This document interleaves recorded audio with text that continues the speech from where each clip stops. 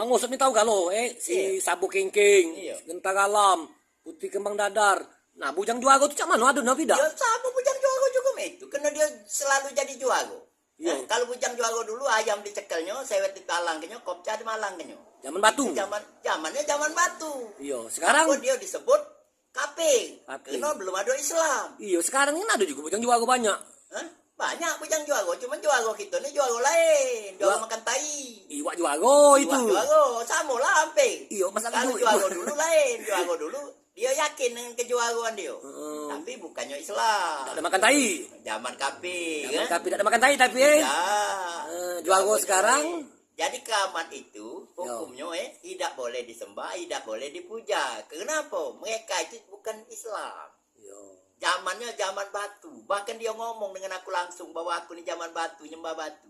Bukan zaman Islam. Hebat Islam tuh intinya. Nah, jadi wong tuh ada amalan macan, singa lodra, ilmu ini gajah, segala ilmu. Nah itu salah. Karena manusia itu dinjau akal. Akal itu harus digunakan. Makanya kita nyembahlah dengan Tuhan. Iya karena budu, iya karena saya.